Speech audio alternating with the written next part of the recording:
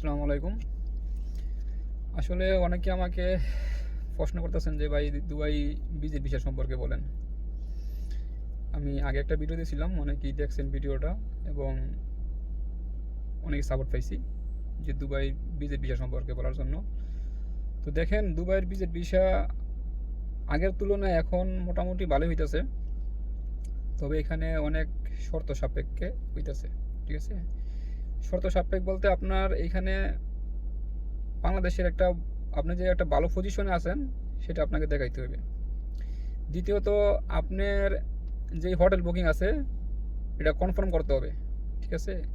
তৃতীয়ত, আপনার up down ticket কাটতে হবে এবং টিকিট দোনো সাইড আপনার কনফার্ম থাকতে হবে।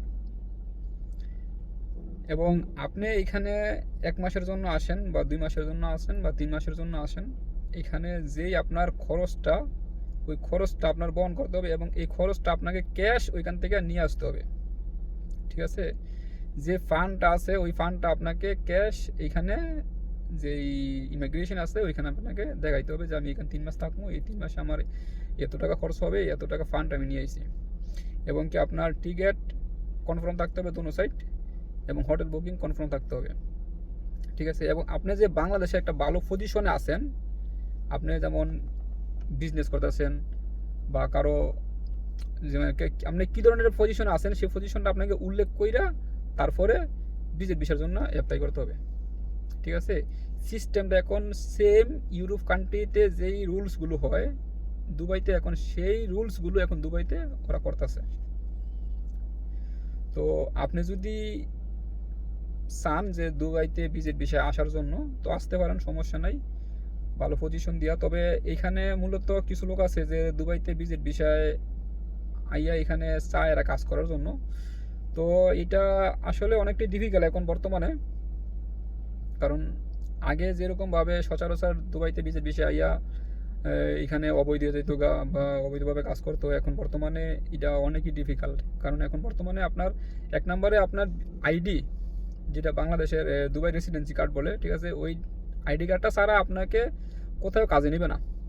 আর যদি আপনি কাজ পানও, আপনি মাসে 5 থেকে 6 দিন বা 10 দিন কাজ করতে পারলেন। ঠিক আছে। কিছু আরবিক এরিয়া আছে ওইখানে আপনি 10 দিন কাজ করতে পারলেন। এবং যেগুলো আপনার ভিআইপি এরিয়া, এগুলো আপনার আইডি ছাড়া আপনাকে গেটে প্রবেশ করতে দিবে না। তাইলে এখানে আপনি দুবাইতে ভিজিট ভিসায় আইয়া আপনি কাজ করার চিন্তা ভাবনা কখনোই করেন না, কারণ এখানে এটা এখন বর্তমানে বহুতই ডিফিকাল্ট আপনার জন্য। ঠিক আছে। এক্সাম্পল, এখন আপনি যদি ওইখান থেকে বাংলাদেশ থেকে আপনি ভিজিট ভিসায় আইলেন, আইয়া এখানে আপনি অবৈধভাবে কাজ করতে চান, তো এখানে আপনি 10 দিন কাজ করলেন। 10 দিন আপনি কাজ করলে তো আপনি এখানে মূলত 1000 দিরহাম কামাইলেন। তা আপনার এখানে প্রতি মাসে আপনার খরচ আছে 1000 দিরহাম। যেমন আপনার 300 টাকা আছে, 400 টাকা আছে আপনার রুম ভাড়া, 300 টাকা আছে আপনার খানা খরচ, 200 টাকা আছে আরও যাবতীয় মোবাইল খরচ, ইন্টারনেট খরচ, এইভাবে আরও মনে করেন যে 200-250 টাকা, 300 টাকা খরচ হয়ে যায়। তো 1000 টাকা আপনার এখানে এভারেজ আপনার খরচ আছে। ঠিক আছে। তো আপনি এখানে 10 দিন কাজ করে আপনি কি আপনার নিজের খরচটা বহন করবেন নাকি ফ্যামিলির খরচটা বহন করবেন? তো এই কারণে বলতেছি যে যারা দুবাইতে আইয়া এখানে কাজ করার উদ্দেশ্যে আইতেছেন ভিজিটে, আমি মনে করি তারা এখানে না আসারই ভালো, কারণ এখন বর্তমানে এটা অনেক ডিফিকাল্ট। আর যেখানে যেটা বলতেছি আপনার রেসিডেন্সি কার্ড ছাড়া এখানে আপনাকে কোথাও কাজে দিবে না, কোথাও কাজে নিবে না। ঠিক আছে। তো এটাই হলো ভিজিট ভিসার মূল কারণ।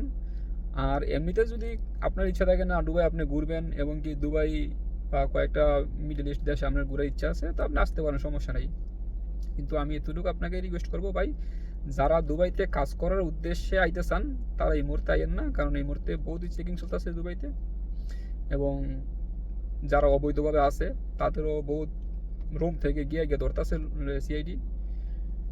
তো এটা আসলে একটা বাংলাদেশের বদনাম, কারণ সবচেয়ে থেকে বেশি অবৈধ লোক বাংলাদেশের। আর এখানে সবচেয়ে থেকে বেশি দুর্নীতিবাজও বাংলাদেশের লোকই করে। ঠিক আছে। তো আমি চাই না যে আপনারা এখানে আইয়া একটা হাহাকারের ভিতরে ঘুরে যান, কারণ ফ্যামিলির একটা সবচেয়ে থেকে বড় উদ্দেশ্য হচ্ছে কি, ফ্যামিলির যেই বারফোজাটা এটা বহন করার জন্য কিন্তু আমরা দুবাইতে আসি। এখন এইটাও যদি আমরা না করতে পারি, তো আমাদের এখানে আইসা কোনো লাভ নেই। ঠিক আছে। তো আশা করি সবাই বুঝতে পারছেন। তো যারা এখনও চ্যানেলটা সাবস্ক্রাইব করেন নাই, সাবস্ক্রাইব করে রাখবেন। আর এখানে যত নিত্য নতুন ভিসার আপডেট আছে সব এই ভিডিওতে পাইবেন। তাই এই মুহূর্তে আপনারা ভালো থাকবেন। আল্লাহ হাফেজ।